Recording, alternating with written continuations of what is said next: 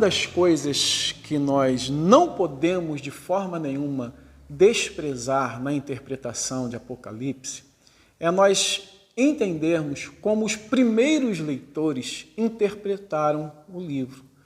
Porque eles também receberam uma mensagem e eles interpretaram o livro de acordo com o mundo ao seu redor, de acordo com as circunstâncias em que eles estavam vivendo. É claro que poucos minutos seria insuficiente para nós trazermos aqui os pormenores da situação em que a igreja do primeiro século, lá por volta do ano 95, quando João recebeu as revelações, como eles estavam passando. Poucos minutos são insuficientes para falar detalhes. Mas eu quero resumir de uma forma muito simples.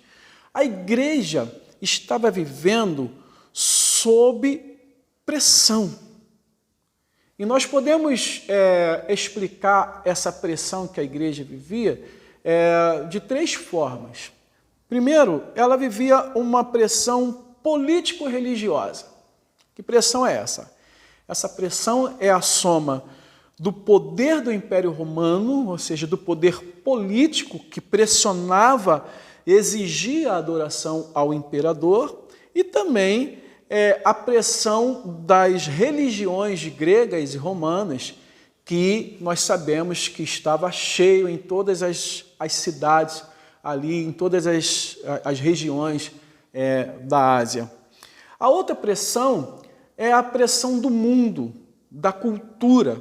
Por que eu digo isso? Porque o mundo à volta da igreja vivia de acordo com os padrões éticos e morais estabelecidos pelas suas crenças.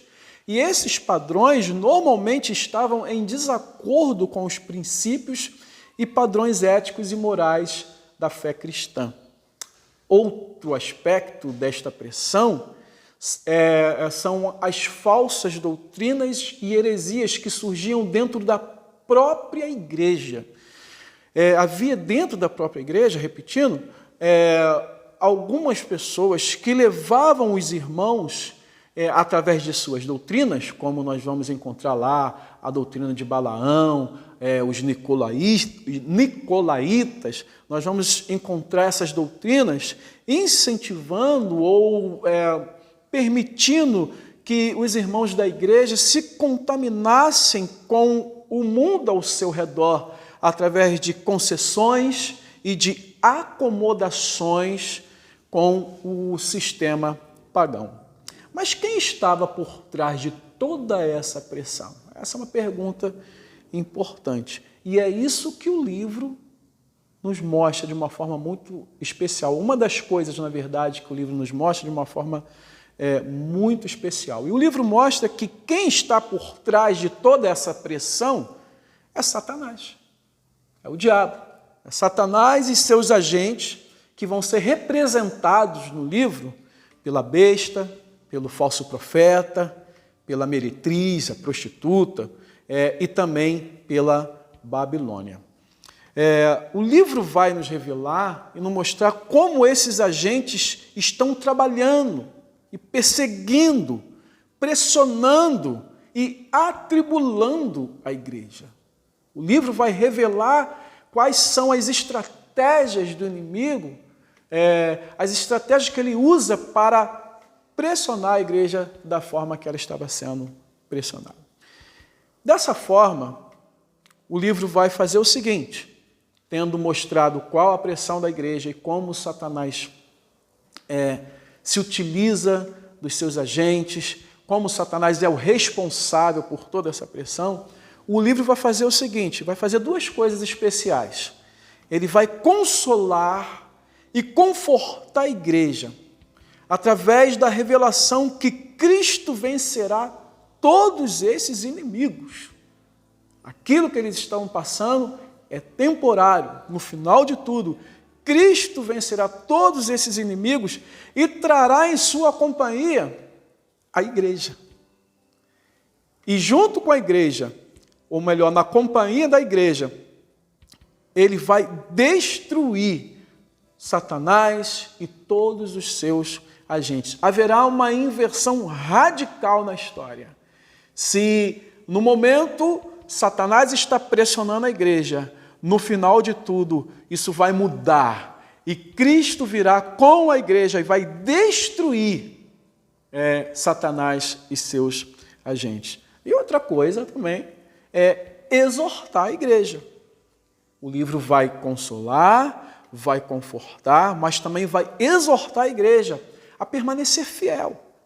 Exortar os membros da igreja, aqueles que guardam o testemunho de Jesus, a permanecerem fiéis, perseverando e testemunhando a respeito de Cristo, assim como estava fazendo pelo menos alguns, pelo menos parte da igreja de Éfeso. Lá em Apocalipse, capítulo 2, versículo 12, o Senhor diz assim para a igreja de Pérgamo: conheço o lugar onde você mora, que é o lugar onde está o trono de Satanás, ou seja, onde Satanás reina, onde Satanás domina.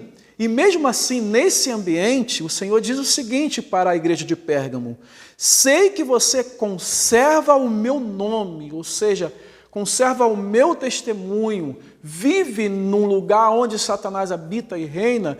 Nesse lugar, você se mantém como cristão. E também não negou a fé que tem em mim, ou seja, diante da perseguição do Império Romano, não negou que era cristão, mas se permaneceu como cristão, mesmo diante da morte. E Jesus dá aqui o exemplo de Antipas. Ele diz: e não negou a fé que tem em mim, mesmo nos dias de Antipas, minha testemunha, meu fiel, que foi morto na cidade de vocês, aí onde Satanás habita.